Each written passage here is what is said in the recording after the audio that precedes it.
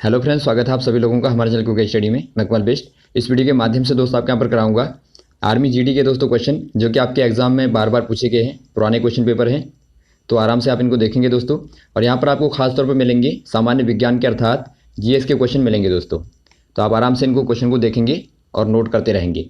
देखिए, पहला क्वेश्चन क्या दिखता है दोस्तों आपको, निम्न में से कौन सा ईंधन न्यूनतम पर्यावरण प्रदूषक है।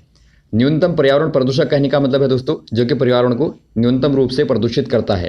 तो इनमें से हाइड्रोजन होगा या कोयला होगा या डीजल होगा या केरोसिन होगा। इनमें से दोस्तों आपका हो जाएगा हाइड्रोजन, क्योंकि यहाँ पर देखिए दोस्तों जब हाइड्रोजन जलता है, ये दोस्तों जब बर्न करता है, जलता है, तो इससे दोस्तों केवल क्या निकलता है, वाटर निकलता है दोस्तों और वेपर निकलता है। तो इससे दोस्तों क्या होता है, प्रदूषण बिल्कुल नहीं होता। लेकिन यदि आप बात करें दोस्तों अन्य फ्यूल की, जो अन्य यहाँ पर आपको फ्यूल दिए, ईंधन दिए हैं दोस्तों, जैसा कि आपको कोयला या फिर डीजल या फिर पेट्रोल आपको दिया है, इसमें दोस्तों क्या होता है, इसमें जलने पर आपको CO2 या फिर आपको CO मिलती है या फिर दोस्तों अन्य विषैली गैसें मिलती हैं। तो ये सारी विषैली गैसें मिलती हैं दोस्तों, तो इसीलिए और यहाँ पर हानिकारक होते हैं। तो यहाँ पर आप कह देंगे हाइड्रोजन। अगला क्वेश्चन देखिए दोस्तों, वायु निम्न में से क्या है। आपको बताना है वायु किस प्रकार की है, मिश्रण होता है, यौगिक होता है, या ए और बी दोनों, या कोई नहीं। ये दोस्तों यहाँ पर देखिए मिश्रण होता है, अर्थात एक मिक्सचर होता है दोस्तों, वायु में बार बार आता है। वायु में देखिए दोस्तों आपने देखा होगा यहाँ पर अलग अलग प्रकार की गैसें मिली रहती हैं, तो और इनका अनुपात भी दोस्तों बिल्कुल अलग अलग होता है।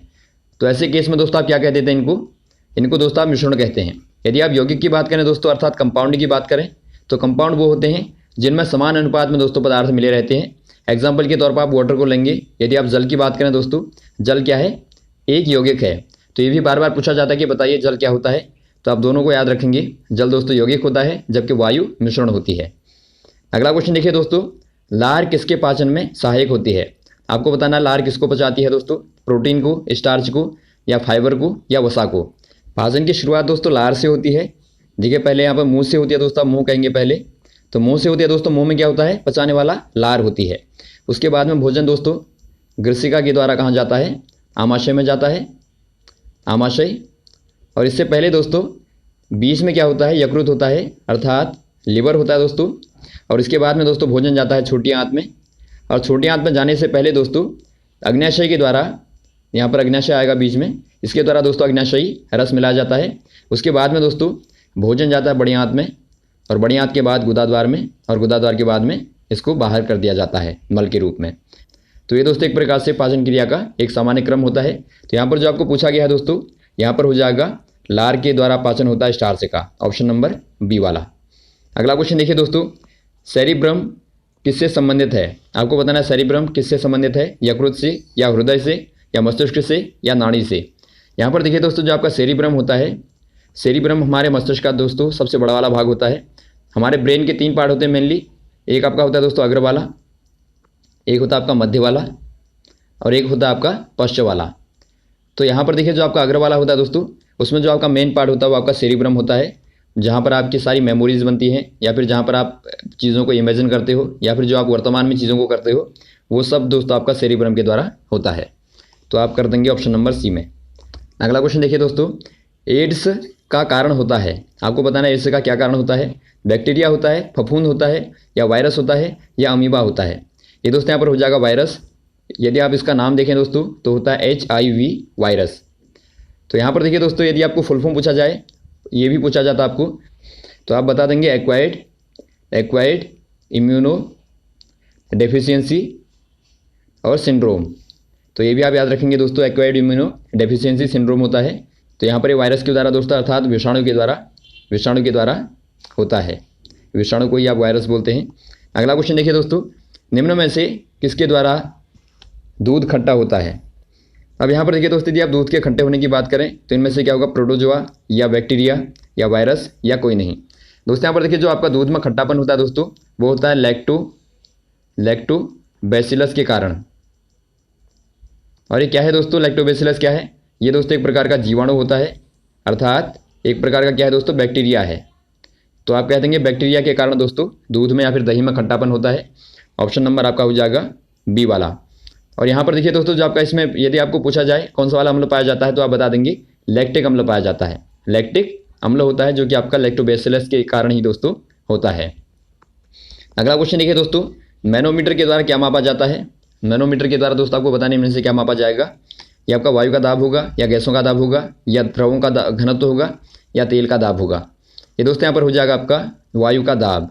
ऑप्शन नंबर आप पहले वाले में टिक कर देंगे, वायु का दाब मापा जाता है। अर्थात आप कह सकते हैं दोस्तों यह एक प्रकार का वायु दाब मापी होता है। अगला क्वेश्चन देखिए दोस्तों, रेडियो कार्बन डेटिंग रेडियस की आयु के आंकलन के लिए प्रयुक्त होती है। दोस्तों यहाँ पर देखिए जो आपकी रेडियो कार्बन डेटिंग होती है दोस्तों, उसमें कार्बन के एक समस्थानिक जिसका नाम आप बोलते हैं C14 अर्थात कार्बन 14, इसका दोस्तों प्रयोग किया जाता है।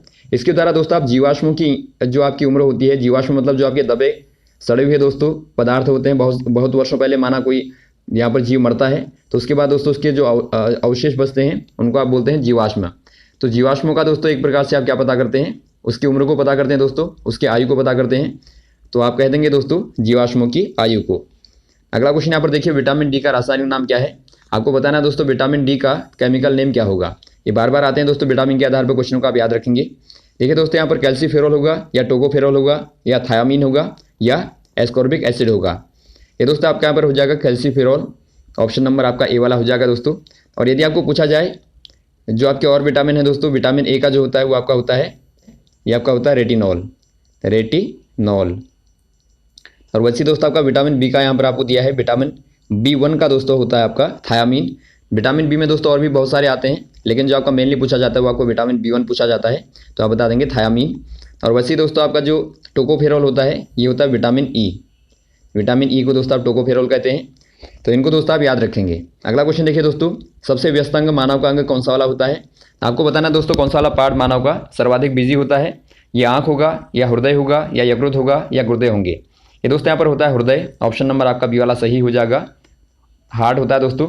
आपको मालूम होगा हार्ट दोस्तों लगातार क्या करता रहता है, स्पंदन करता रहता है, अर्थात एक प्रकार से दोस्तों लगातार रक्त को अर्थात ब्लड को पंप करता रहता है। तो आप कह देंगे ऑप्शन नंबर बी वाला। अगला क्वेश्चन देखिए दोस्तों, किस माध्यम में ध्वनि सबसे तेज चलती है। ये ठोस में होगी, या द्रव में, या गैस में, या निर्वात में। ध्वनि की यदि आप चाल बात करें दोस्तों, साउंड की यदि आप स्पीड की बात करें तो ये दोस्तों आपकी सर्वाधिक किस में होती है, सर्वाधिक होती है दोस्तों आपकी ठोस में, उसके बाद में होती है द्रव में, और उसके बाद में होती है दोस्तों गैसों में। और निर्वात में तो बिल्कुल आपकी जीरो होती है। तो आप याद रखेंगे निर्वात अर्थात दोस्तों जो आपका वैक्यूम होता है, जहाँ पर कोई वायुमंडल नहीं होता, तो वहाँ पर दोस्तों स्पीड क्या होगी, जीरो हो जाएगी। और यहाँ पर देखिए गैसों में कम होगी दोस्तों, और द्रव में उससे ज़्यादा, और ठोसों में सर्वाधिक। तो यहाँ पर आपको सर्वाधिक पूछा गया तो आप ठोसों में कह देंगे। यदि आपको ठोसों में भी पूछा गया दोस्तों, उसके अंदर पूछा गया ठोसों में से, तो आप बता देंगे इस्पात में, अर्थात इस्पात मतलब स्टील में दोस्तों सर्वाधिक होती है। तो ये आप याद रखेंगे। अगला क्वेश्चन देखिए दोस्तों, एक अंतरिक्ष यात्री को आसमान कैसा दिखाई देता है। यदि आप बात करें दोस्तों आसमान में जाने के बाद में यात्री को आसमान कैसा दिखाई देगा, तो वो दोस्तों दिखाई देता है काला वाला। तो काला क्यों दिखाई देता है, इसका रीज़न आप समझिए। आपको मालूम होगा दोस्तों हमारे वायुमंडल के ऊपर से क्या है, अलग अलग प्रकार की परतें लगी हैं। यदि आप परत को देखते हैं दोस्तों, तो यहाँ पर आपके पहले एक क्षोभ मंडल आता है, क्षोभ मंडल अर्थात आपका ट्रोपोस्फीयर आता है दोस्तों। इसके ऊपर यदि आप जाएंगे दोस्तों, वहाँ पर आपका समताप मंडल आता है। तो समताप मंडल में ही दोस्तों क्या होते हैं, वायुयान गुजरते हैं। तो वहाँ से यदि आप ऊपर को देखेंगे दोस्तों, तो प्रकाश का जो प्रकीर्णन होता है वो आपको बिल्कुल कम दिखाई देगा, क्योंकि दोस्तों आपका सर्वाधिक जो वायुमंडल होता है वो आपका क्षोभ मंडल में होता है। तो वहाँ से आप देखेंगे तो प्रकाश का प्रकीर्णन तो होगा नहीं, तो वहाँ से आपको काला दिखाई देगा। क्योंकि नीला जो दिखाई देता है दोस्तों वो प्रकाश के प्रकीर्णन अर्थात प्रकाश के दोस्तों स्कैटरिंग के कारण आपको दिखाई देता है। तो ये भी आप याद रखेंगे। अगला क्वेश्चन देखिए दोस्तों, घरेलू परिपथों अर्थात विद्युत के परिपथों में या फिर उपकरणों में दोस्तों फ्यूज़ का उपयोग क्यों किया जाता है, आपको बताना है। उच्च विद्युत धारा प्रवाहित करने के लिए, या अत्यधिक धारा प्रवाह के समय परिपथ को तोड़ने के लिए, या ए और बी दोनों, या झटके से बचाने के लिए। ये दोस्तों आपके यहाँ पर हो जाएगा ऑप्शन नंबर बी वाला, अत्यधिक धारा प्रवाहित होने पर परिपथ को तोड़ने के लिए। जो आपके फ्यूज तार होते हैं दोस्तों, यहाँ पर देखिए इनका दोस्तों गलनांक जो होता है, गलनांक अर्थात जिस ताप पर ये गलते हैं वो दोस्तों बहुत कम होता है। क्या कहेंगे आप, न्यून होता है दोस्तों, न्यूनतम होता है। तो यहाँ पर देखिए जब भी दोस्तों ज़्यादा धारा आ जाएगी, कैपेसिटी के बाहर धारा आती है, तो यहाँ पर ये क्या हो जाएंगी, ये गल जाएंगी दोस्तों। और गलेगा तो वहाँ पर शॉर्ट हो जाएगा। तो शॉर्ट होने से क्या होगा दोस्तों, जो आगे का धारा प्रवाह है वो रुक जाएगा, और जो आपकी हानि होने वाली है या फिर क्षति होने वाली है, लॉस होने वाला है, उससे दोस्तों बचा जा सकता है। तो इसीलिए आपका कह देंगे आप दोस्तों इनका प्रयोग होता है। अगला क्वेश्चन देखिए दोस्तों, दो रेल पटरियों के मध्य जोड़ पर एक छोटा सा स्थान क्यों छोड़ा जाता है। ये क्वेश्चन बार बार पूछा जाता है दोस्तों। जो गैपिंग होती है एक प्रकार से, आपने देखा होगा पटरियों के बीच में दोस्तों गैपिंग होती है थोड़ा सा। तो ये गैपिंग क्यों छोड़ी जाती है आपको बताना है, इनमें से रीज़न आपको बताना है। इससे कुछ लागत बचेगी, या धातु गर्म होने पर फैलती है, और ठंडी होने पर सिकुड़ती है, या आवश्यक गुरुत्वीय बल उत्पन्न करने के लिए, या कोई नहीं। ये दोस्तों आपके यहाँ पर हो जाएगा धातुओं का गुण होता है दोस्तों, जब उनको आप ताप देते हैं अर्थात उनको गर्म करते हैं तो एक्सपेंड करती हैं अर्थात दोस्तों फैलती हैं। तो उनके फैलने के कारण दोस्तों बीच में जो गैपिंग होगी तो उससे वो भर जाएगी। यदि आप गैपिंग नहीं छोड़ेंगे तो वहाँ पर पटरी क्या हो जाएगी, टूट जाएगी। उससे दोस्तों एक प्रकार से पटरी आपकी दोस्तों वहाँ पर रास्ता टूट जाएगा। तो ऑप्शन नंबर आपका बी वाला सही हो जाएगा बिल्कुल। अगला क्वेश्चन देखिए दोस्तों, बल गुणनफल है, आपको बताना बल किसका गुणनफल है दोस्तों। यहाँ पर देखिए यदि आप बल की बात करें तो आपने न्यूटन का दोस्तों सेकंड लॉ ऑफ मोशन पढ़ा होगा। उसमें क्या कहता है दोस्तों, F बराबर होता है आपका द्रव्यमान गुणा त्वरण। अर्थात दोस्तों माना कोई पार्टिकल है, यदि उसका त्वरण A है तो और द्रव्यमान m है तो उस पर लगने वाला जो बल होगा वो द्रव्यमान गुणा त्वरण के बराबर होगा। तो यहाँ पर आपको दिया है दोस्तों ऑप्शन नंबर सी वाले में द्रव्यमान गुणा त्वरण। और यहाँ पर देखिए दोस्तों जो आपको बी वाला दिया है द्रव्यमान गुणा वेग, ये दोस्तों आपका होता है संवेग अर्थात दोस्तों मोमेंटम होता है, और ये आपका होता है फोर्स। तो ये दोनों को आप याद रखेंगे। अगला क्वेश्चन देखिए दोस्तों, रॉकेट किस सिद्धांत पर कार्य करता है। आपको बताना जो रॉकेट होता है किस सिद्धांत पर दोस्तों एक प्रकार से ऊपर को उड़ता है। ये दोस्तों आपका गति का तृतीय नियम होगा, या गति का द्वितीय नियम होगा, या गति का प्रथम नियम होगा, या कोई नहीं। यहाँ पर देखिए दोस्तों ये आपका होगा गति का तृतीय नियम, बार बार पूछा जाता है। इसके आधार पर क्या होता है दोस्तों, माना आपके पास में दो पदार्थ हैं M1 M2, अभी आपस में टकराएंगे दोस्तों, तो M1 के द्वारा M2 पर माना आपने F12 बल लगाया, तो M2 भी क्या लगाएगा दोस्तों M1 पे F21 बल लगाएगा। तो यहाँ पर न्यूटन कहते हैं कि F12 बराबर होगा F21, लेकिन ये दोस्तों आपके विपरीत दिशा में लगेंगे, अर्थात दोनों बराबर बल लगाएंगे दोस्तों, लेकिन अपोजिट डायरेक्शन में लगाएंगे, जिससे दोस्तों उनमें गति होगी। तो यहाँ पर देखिए आपका ऑप्शन नंबर आपका पहला वाला होता है। वैसे ही दोस्तों यदि आप ज़मीन पर चलते हैं या फिर नाव से उतरने समय नाव पीछे को जाती है, तो ये सब दोस्तों क्या है, गति के तृतीय नियम के एग्जाम्पल हैं। वैसे ही दोस्तों आपको गति के प्रथम और द्वितीय नियम के एग्जाम्पल भी आने चाहिए, क्योंकि इनके आधार पर भी क्वेश्चन आपको पूछे जाते हैं। अगला क्वेश्चन देखते हैं दोस्तों, आपको ल्यूमेन किसका मात्रक है। ल्यूमेन दोस्तों किसका यूनिट होगा आपको बताना है। ये ज्योति तीव्रता का होगा, या ज्योति फ्लक्स का होगा, या कोण का होगा, या घन कोण का होगा।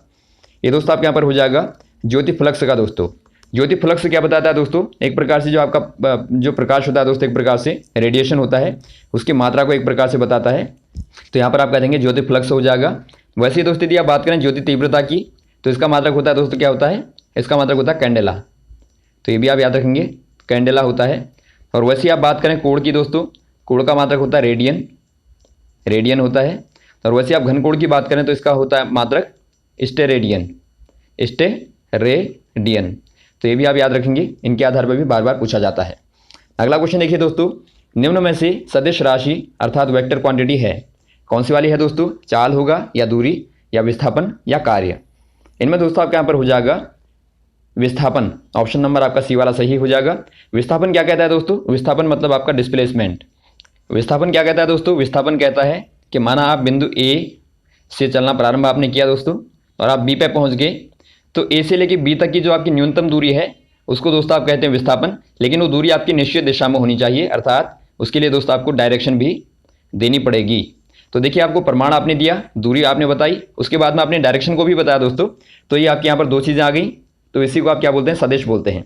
यदि आपको केवल प्रमाण दिया होगा तो वो आपका अदिश होगा, जैसा कि आपको यहाँ पर दिया चाल और दूरी और कार्य, ये तीनों ही दोस्तों अदिश राशियाँ हैं, अर्थात स्केलर क्वांटिटीज़ हैं।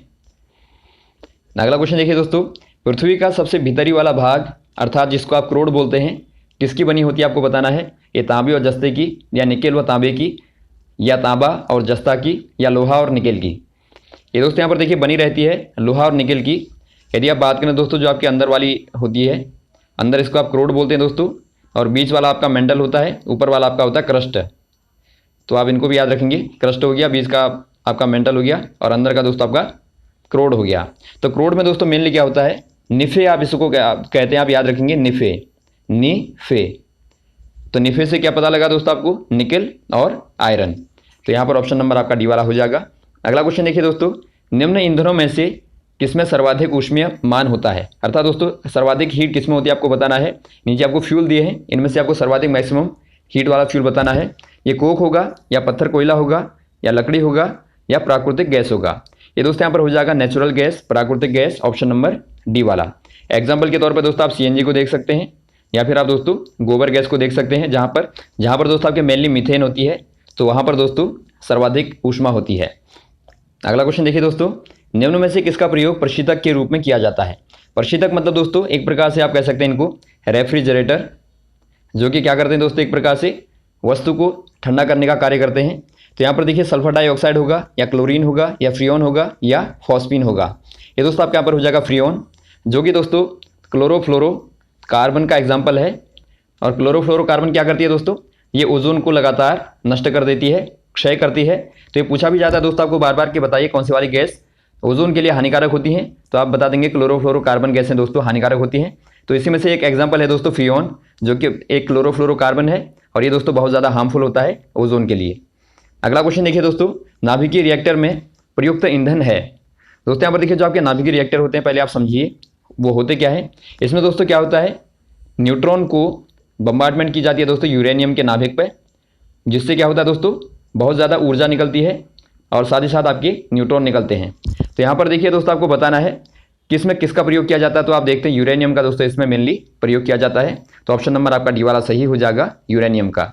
और कभी कभार आता है दोस्तों कि बताइए जो नाभिकीय रिएक्टर होते हैं उनमें मंदक के रूप में किसका प्रयोग किया जाता है? तो मंदक के रूप में दोस्तों यहाँ पर देखिए उसमें प्रयोग होता है, एक तो आपका होता है भारी जल D2O, और एक होता है दोस्तों आपका ग्रेफाइट होता है। तो ये आप याद रखेंगे। तो ये रहे दोस्तों आपके महत्वपूर्ण क्वेश्चन जो आपने यहाँ पर देखे। उम्मीद है आपको अच्छे लगे होंगे। यदि आपको दोस्तों वीडियो पसंद आए हो तो आप जरूर लाइक करें, शेयर करें, ताकि सभी लोगों तक पहुंचे दोस्तों। और भी इस प्रकार के क्वेश्चन को आपको लगातार बताते रहेंगे, हमारे साथ भी बने रहेगा। Okay, thanks. जय हिंद, जय भारत।